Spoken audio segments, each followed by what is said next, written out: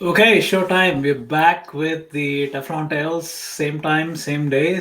Today I have a guest from the other side of the planet, Saraswathi Padmanabhan from Bangalore, India. Welcome, Saraswathi.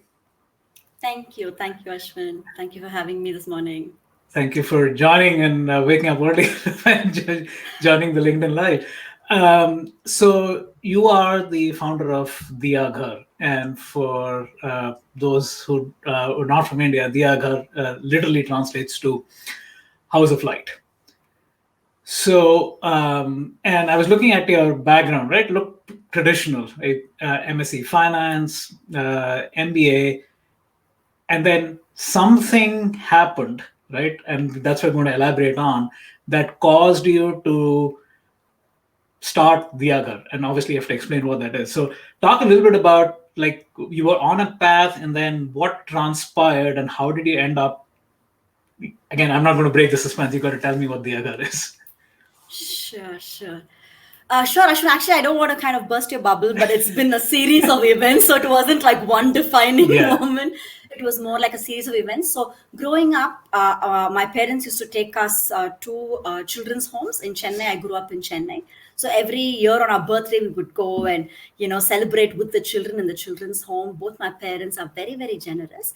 And so I've seen them helping a lot of children. And so especially these visits to the children's home really left a mark on me. I used to always think about how challenging the situation was compared to the kind of home I was having. Mhm. So then my first job was in Mumbai. After I did my bachelor's, I went to Mumbai for my first job. So I started becoming a part of a group that was working with street children. And in fact, at that point, I was working in a bank. I was working with Chase Manhattan then, and I thought I wanted to do social work full time.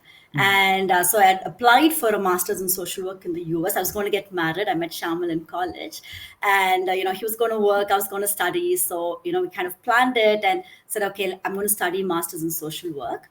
That summer, unfortunately, I lost my dad in a road Mhm. accident, and I have three younger siblings. My youngest is like 12, 13 years younger than me, so they were like little in primary school. So I said, okay, this is not the time to do MSW. I don't know what kind of support my family will need.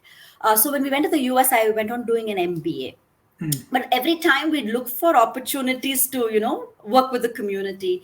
So when we were in California, we used to work with children of prisoners, and always I was always drawn to children, Mhm. drawn to just being with children and doing things with children.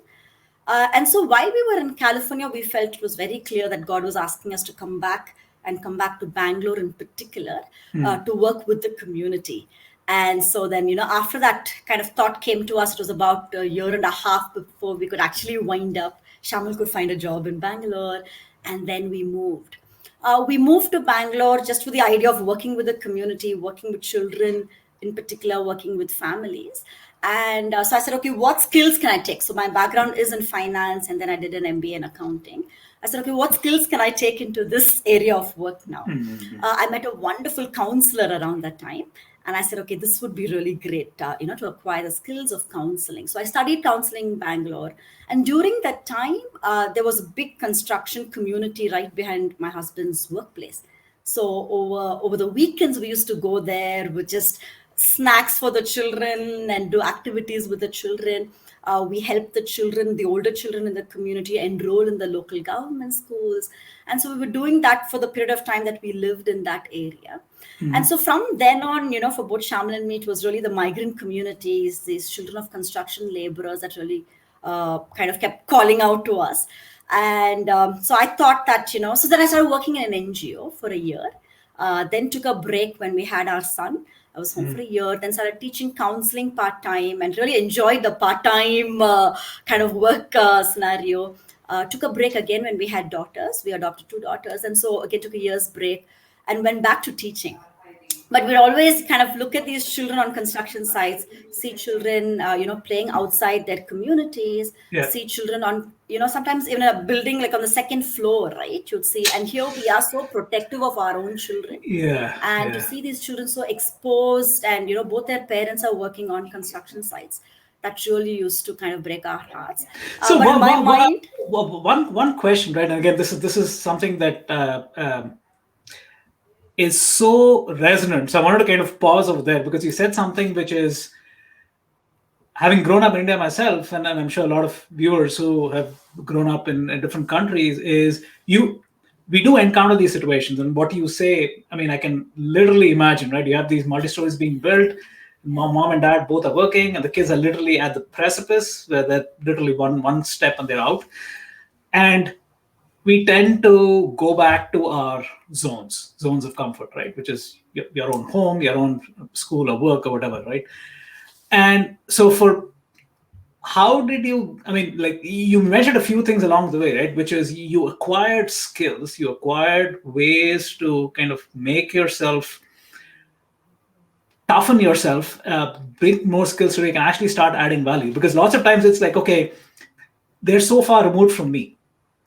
So how can I? So talk a little bit about that journey of getting those additional skills, and you mentioned counseling and a few others along the way that gave you that getting over that mental hurdle of I can actually relate to them. I can actually give. So walk us through that.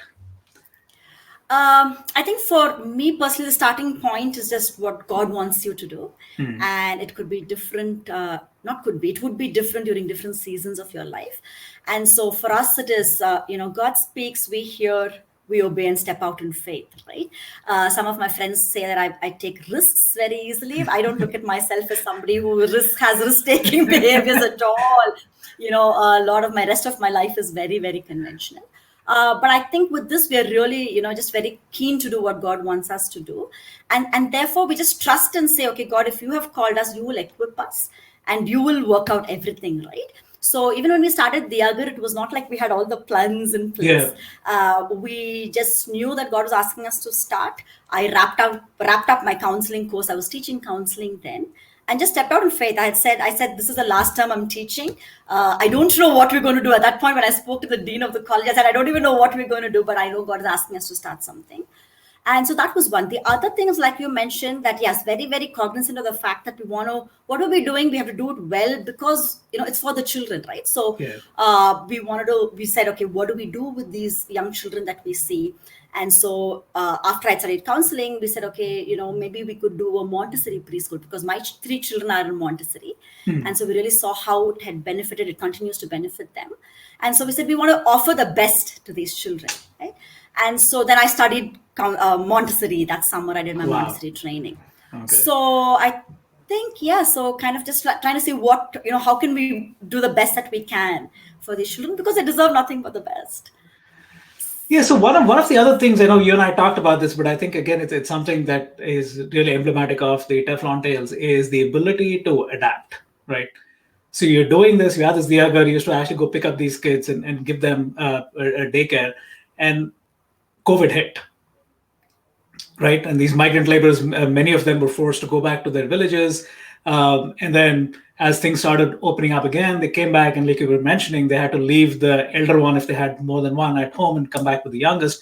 So how did you and your group of volunteers adapt to this? I think the center of it was how do we continue to serve, right? COVID hit especially our communities very badly. And so these are children who, like you said, were our children, right? They were in our classrooms. We had about 135 children up until March of last year. So March 10th, preschools were asked to close in India. And then within this, and we were still going into school. And then just the second day, one of the teachers saw 2 of our children begging at the street corner on her way to work, And we were like, oh my God, we pick up these kids, bring them here, give them breakfast, teach them, do so many activities with them, give them lunch and take them back in the evening. And here were our children on the street. So immediately we started, going into the communities and giving food for our children. And then, it was still kind of, everything was just evolving that time, right? Nobody knew what was happening, how it was going to go. And then the lockdown was announced March 24th. And these are daily wage laborers, right, Ashwin? So if they don't go to work, they don't eat. It's literally that's how they live. And so we said, how do we get dry ration kits to these children and to these families? And so I think just the need around us, they were just our children out there. and an amazing team of, the staff. Just each one God has miraculously connected and brought. We are very, very mindful of the people who join the team, and so each one just feels that this is what God wants them to do, and has a deep compassion for these children. And so throughout, one thing that that really kind of was very challenging was, how do we keep our teams safe, at the same time continue to help our children and communities. And that's something that we had to wrestle with literally every day, during those months. And that was very challenging, but really just God led us every step of the way. Our plans changed every day, every week.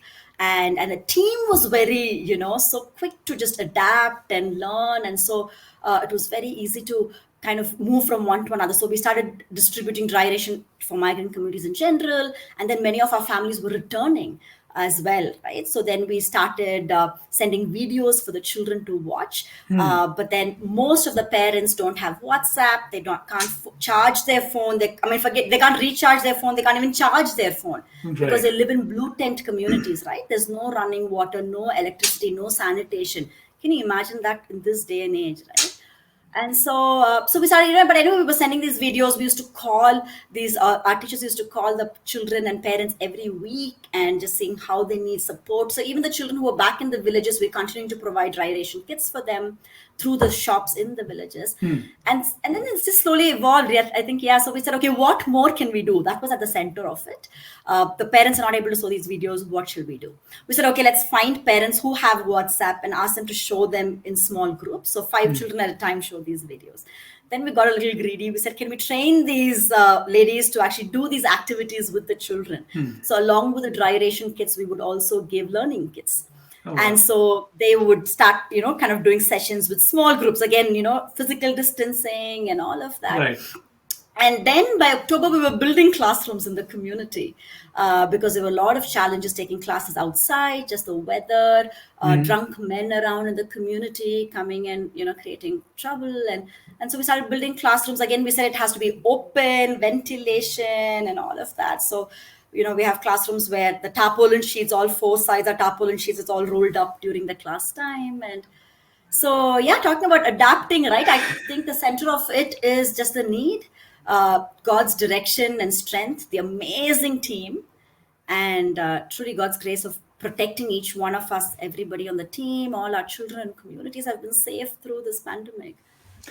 So I can certainly attest to the fact when your friends say, "Hey, Saraswathi, you're good at taking risks." I mean, certainly, I think from the biggest risk is not taking any risk at all, right? But I think once people understand that, I think everything else becomes table stakes. But again, for the purposes of the people watching this, right, where the first step is usually the hardest, and then subsequent to that, again, I'm looking at the critical world who is making judgment calls.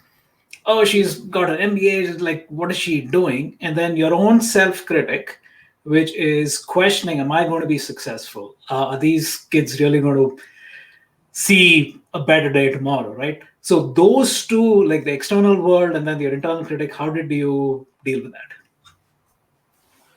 For us, success is really being faithful in what God is asking us to do. And so when we started, when we were going to start this, a lot of people, very well-meaning friends and people said, because I was like crazy, Googling all the NGOs and trying to talk to as many people as I can, and, kind of getting prepared in that 6 months that we gave ourselves to actually start it. People said, why don't you work with, in India, we call them slums, right? Established places where the really the low income people live. So why don't you work with slums? Because, the children will be there and you can actually see them through school and even through college. But for us, it was clear that God was asking us to work with these migrant laborers who come from villages in different parts of from the state, other states, even northeast of India. And so here, about more than half of our children would not complete even a year with us, right? Okay. And so it's very heartbreaking. The first child, I remember Meghna, when she left, She actually has cerebral palsy. And when she left, I was crying because here we were seeing her just getting so much better, especially with her special needs. And so, and then the parents had to go back to the village, and we knew that she wouldn't have that kind of a support system back in the village, right? But for us, it was clear every day is precious. Every child is precious. So one day they're with us, they're off the streets, they're off the construction sites. And Ashwin, most importantly, we want to help these parents to believe that they too can send their children to school. They've just resigned to the fact that no, we can't. We might be here only for a year, we'll go back. Our children, we can't get them to school, right? We can't afford it. Our lifestyles are like that. They go back for harvest seasons, like for 2 months in a row. They go back for festivals. That's huge in India, right? Especially in these communities. And so for us, every day they are with us, we are sowing those seeds of hope. Right. And so in terms of critics, I don't know. I think I have a very thick skin. So that is also, I think it's much needed, right? And to your point about once you've kind of set a goal which is beyond one's own needs, right, and it's actually impacting, then all of these things don't matter, right? Yes, absolutely. I mean, for this year, our goal is to reach 1,000 children. We are at about 350, 400 preschool children, and we want to reach 1,000 children. It's funny. Yesterday, I was talking to somebody, and she started laughing on the phone. I said, "You're laughing?" And she said, "No. I mean, I said, but God's always done more than what He's put in our hearts to do, and it's not our work, right? It's not. I mean, God just brings the people, brings the resources, opens the doors." And it's for the children. So yeah, it all works out. So one thing, again, just going back to the 350 to 1,000, and this is something that everybody, when they take on something new, right, which is you have energy, you want to kind of do it, but you have to be kind to yourself. And going back to two things that you mentioned, right, your first son and then your daughters that you adopted, you had to take care of your family, you had to take care of Saraswati, you had to take care of Shamal, so that you can take care of the larger community, right? Absolutely. So talk a little bit about that. Don't burn out, because if you burn out, everybody is going to suffer. So how do you kind of deal with that? I need to pause, and then I'm going to come out stronger. I think my first priority is family. Just time with children. And so when we had our first son, who also was adopted, when we had our first son, I told Shamla, I'm really happy with working part-time for the rest of my life, right? I don't want to ever work full-time again. And Shamla, how supportive he is. Like, absolutely, right? And so, so it still is a top priority. And I remember when my son was very young, I think he was about 4, and my children were just like 6 months. And I think somebody was talking to them and said, what does your mom do? And he said, my mom is a half a teacher and half a mom, right? That time I was actually hands-on teaching. I'm like, oh my gosh, how children picture you. I'd hoped he'd have called me a full-time mother and a half-time teacher. So I think spending time with God, that's something really central for us, for both Shamal and me. That's where we draw our strength from.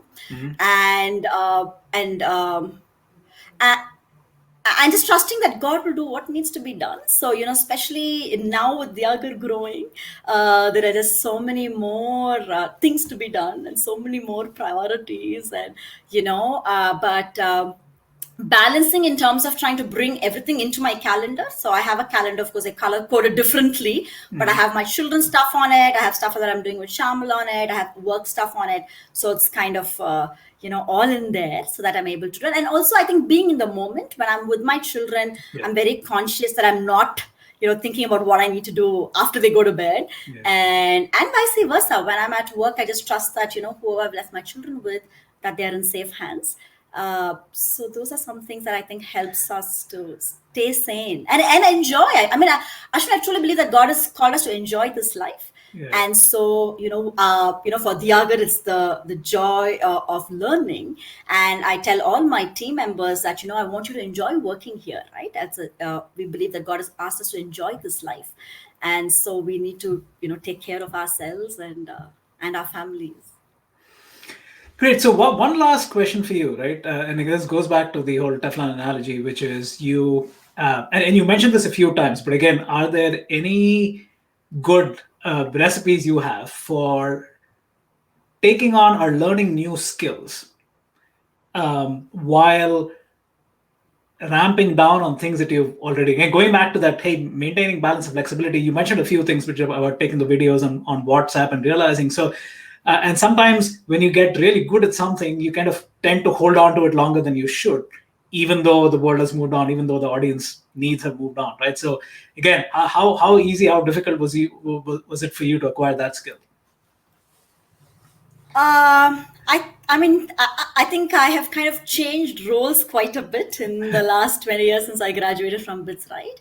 And so learning new things really excites me. So when I was teaching counseling, I was teaching new courses. They just gave me a topic and I said, oh, I've never even heard of this health psychology. And they said, okay, would you teach it next term? So, and gave me the freedom to do what I wanted with that course. So I think learning kind of comes naturally to me, and I really enjoyed that. But one thing, Ashwin, when you were saying was about when you get good at something and you enjoy doing it to then move on, right? So, for example, at the Agar, I was a first teacher. I was the only teacher for over the first 6 months, and I enjoyed, teaching and teaching the 3 to 6 year old children. And so then I had to start, stepping back, and as my responsibilities were growing. And so I think looking at the bigger picture, saying, okay, what is required now? What is needed now? And so sometimes I'm quick to pivot. Sometimes it takes longer. Sometimes during this season, Shamal's been, nudging me on different things about what things I need to let go of doing in the organization and what other things I need to pay more attention to. So I think looking at the big picture and what is the need. And also the other thing about moving out of a role is to trust the person who's come in to do it, right? And so just trusting that, yes, they will take good care of my children when I step back as a teacher. So those are some things that I think probably has helped. Yeah, and very true. I couldn't relate more. I mean, the ability to I've been doing things a certain way, and now I'm like walking away, and can he or she actually do a good job? And sometimes they can do even a better job, right? And then that gives absolutely. And we're seeing that all the time, right? Absolutely. All right, great conversation again. Good luck with everything, and hopefully get to see you and Shamal sometime soon.